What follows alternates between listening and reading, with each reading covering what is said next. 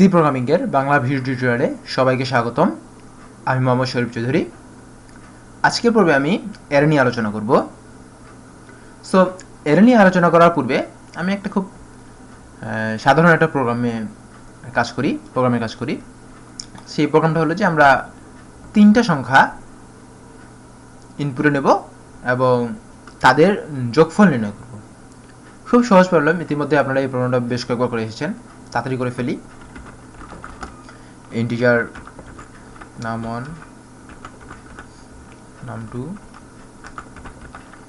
num3, scanf, %d, %d, %d,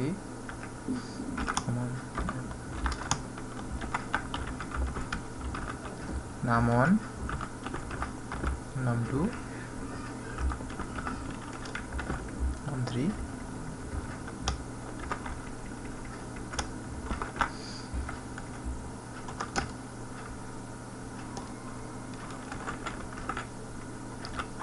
printf,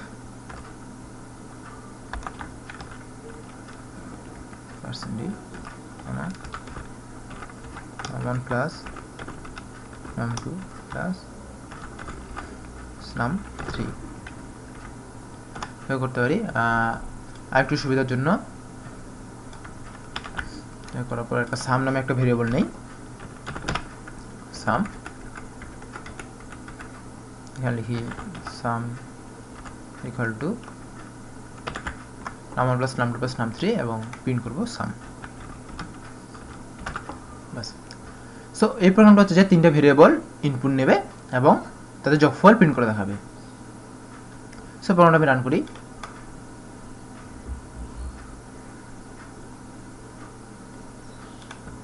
sorry, backslash কোন জায়গায় দিয়েছি। সো প্রোগ্রামটা আমি রান করলাম। সে তিনটা ভেরিয়েবল ইনপুট নেওয়ার জন্য ওয়েট করতেছে। এখন আমি ভেরিয়েবল দিলাম 23, 34, 45 এবং শেষে সেগুলো যোগফল প্রিন্ট করে দেখালো। সো এখানে এর কোনো কাজ নেই, এর কাজটা শুরু হবে এখনই। যখন আমি তিনটা জায়গায় চারটা ভেরিয়েবল, তখন কি করতে হবে, আমাকে num4 নিয়ে আরেকটা ভেরিয়েবল নিতে লাগবে, %d দিতে হবে একটা বেশি, কমা ampersand num4 দিতে হবে এবং এইখানে আরেকটা ব্যাপারটা এইগুলো ব্যাপার সেরকম না, কিন্তু কঠিন হয়ে যাচ্ছে ধীরে ধীরে স্ক্যানএফে এবং এই ডিক্লারেশনে। এই প্রোগ্রামটা যদি এরকম হয় যে আমাকে n সংখ্যক নাম্বার ইনপুটে নিতে লাগবে, সেই ক্ষেত্রে কিন্তু আমাকে nটাও ইনপুট হিসেবে নিতে লাগবে এবং তত সংখ্যক নাম্বার ইনপুট নিয়ে সেগুলো যোগফল প্রিন্ট করতে হবে। এই প্রবলেমটা অনেক বেশি কঠিন হয়ে যাবে, কারণ আমি এখানে জানি না যে স্ক্যানএফে করা ইউজ করবো। ইফ ইউজ কন্ডিশন প্রচুর পরিমাণে পড়ে যাবে। সাধারণভাবে কীভাবে করা শুরু করতে হবে, যে এখানে একটা ইন্টিজার n নিতে লাগবে, n, তারপর কি স্ক্যানএফ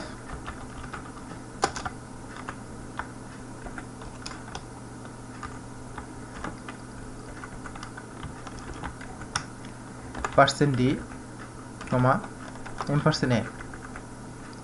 এবার if n equal 1, তখন ক্লাস কি হবে,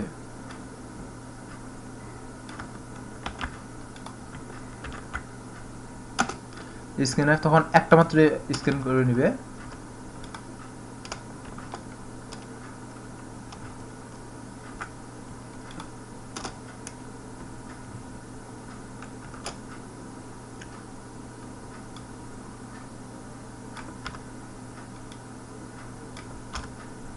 এই কাজ স্টেপ।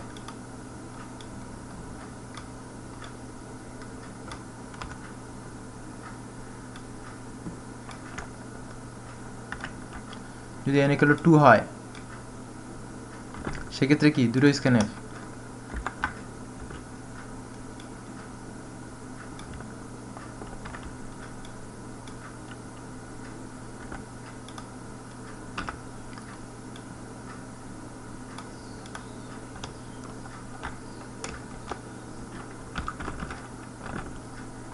নাম2 এইভাবে 1 2 3 4 যতগুলো n সংখ্যক, এখন যদি n যদি 1000 হয় তাহলে এরকমভাবে 1000ও লিখতে লাগবে, 1000টা ভেরিয়েবল ডিক্লেয়ার করতে লাগবে।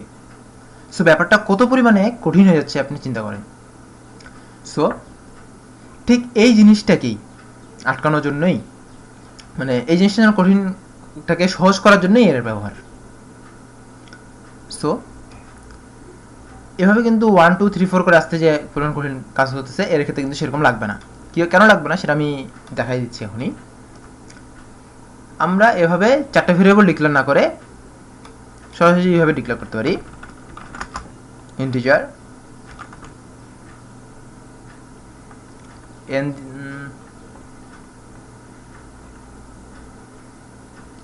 এনইউএম দিয়ে ইউজ করা হয়ে গেছে। সো আমরা এনএম দিচ্ছি, এনএম দিয়ে 4 দিয়ে দিলাম। তার মানে কি আমি এখানে 4টা ভেরিয়েবল ডিক্লেয়ার করে ফেলছি। এটা মানে হচ্ছে আমি 4টা ভেরিয়েবল ডিক্লেয়ার করে ফেলছি। এতটুকু আপনাদের এখন জানলেই হবে। এখানে জোড়া লিখবো, ততগুলো ভেরিয়েবল ডিক্লেয়ার করলাম, এতটুকু আপাতত জানলেই হবে।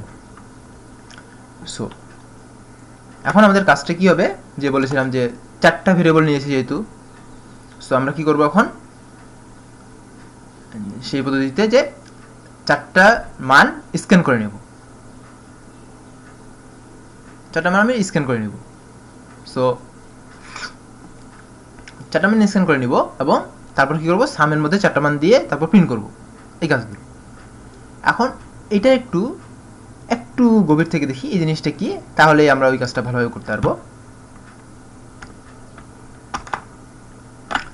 এটা হচ্ছে আমি ডিক্লেয়ার করলাম নাম 4, এই যেভাবে আমরা এভাবে ইন্টিজার এগুলো ডিক্লেয়ার করি ঠিক সেভাবে এটা ডিক্লেয়ার করলাম নাম 4 ডিক্লেয়ার করার সঙ্গে সঙ্গে কি হয়েছে, 4টা ভেরিয়েবল আসছে।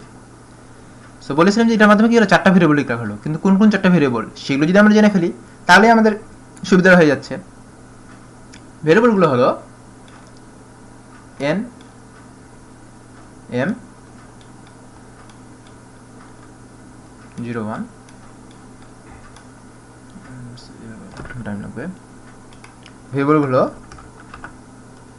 nm 0 nm 1 nm 2 nm 3, এই 4টা ভেরিয়েবল কিন্তু ডিক্লেয়ার হয়ে গেছে। এভাবে যখন আমরা 4টা ভেরিয়েবল পেলাম, এভাবে কিন্তু এই 4টা ভেরিয়েবল হয়ে গেছে। আমাদের যে বেনিফিটটা হচ্ছে সেই বেনিফিটটা এটাই, আমরা এই 1গুলো কিন্তু লুপের সাহায্যে কন্ট্রোল করতে পারতাম না, কিন্তু এই 0 1গুলো আমরা লুপের সাহায্যে কন্ট্রোল করতে পারবো। কিরকম, ছোট্ট একটা প্রসেস দেখা, যখন i = 3 দিলাম, মনে করেন i = 3 দিলাম, দিলাম আমি 3। সো আমি কিন্তু যদি নাম i এটা দিলে কিন্তু এটা আলাদা ভেরিয়েবল হয়ে গেল, আমি কিন্তু এই নাম এই i এর জায়গায় কিন্তু এই নাম 3টা ইউজ করতে পারবো না। এই নাম 3 আর নাম i কিন্তু আলাদা, কিন্তু আমি এখানে পারবো। এখানে আমি প্যাকেটের ভিতরে যখন i দিয়ে দেবো এনে, তখন হয়ে যাবে কি নাম i মান 3। সো এটা হয়ে যাবে নাম 3, নাম 3 মানে কি এটা। সো আমি এভাবে কিন্তু লুপ দিয়ে সেটাকে অ্যাক্সেস করতে পারতেছি।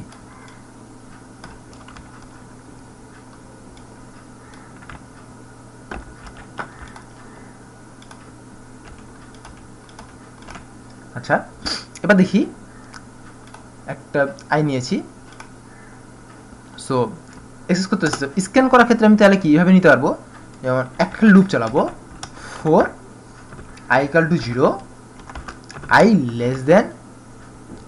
<4, i <4 মানে কি 0 থেকে শুরু করে 3 পর্যন্ত, <= 3 অথবা <4 i ++ নিলাম। নেওয়ার পর কি করব, scanf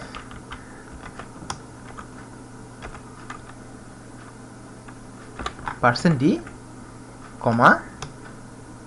ampersand নাম i। এভাবে কিন্তু আমি সবগুলাই মানে ইনপুট নিয়ে নিলাম, 4টা মানে ইনপুট নিতে পারলাম এভাবে। এবং সাম, আমি কি করছিলাম, সাম = সাম + i নামাই দিয়ে দিলে কিন্তু এগুলো যোগ হয়ে যাবে।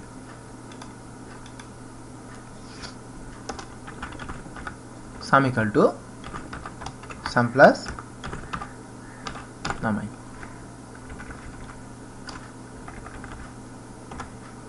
শুধু প্রিন্ট করব সাম।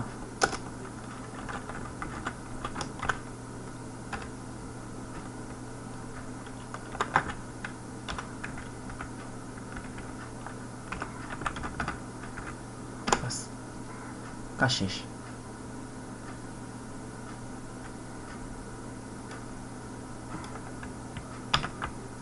টোটালি কাজ শেষ।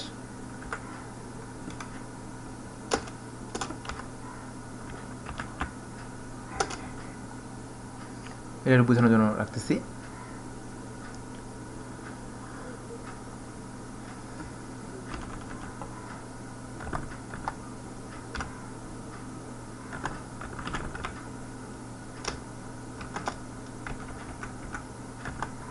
আচ্ছা, সো আমি এখন জাস্ট কি করব, এই প্রোগ্রামটা শুধুমাত্র রান করব। জাস্ট আমি প্রোগ্রামটা রান করব।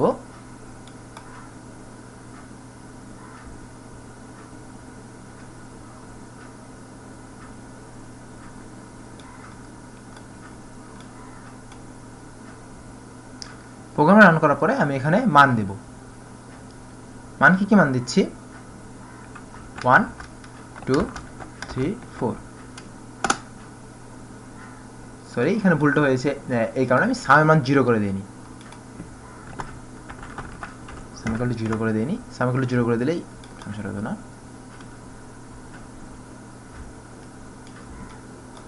সো সেখানে আমি মান দিব। মান কি? 1 2 3 4 10 চলে এসেছে। এবার আমি মূল কথায় আসি, আসলে কাজটা করলো কিভাবে। যদি আমি এটা বোঝাতে পারি আপনাদেরকে যে আসলে এটা কিভাবে কাজটা করলো, সো আপনি বুঝে যাবেন যে আসলে এর কাজটা কি, ভবিষ্যতে আর সমস্যা হবে না।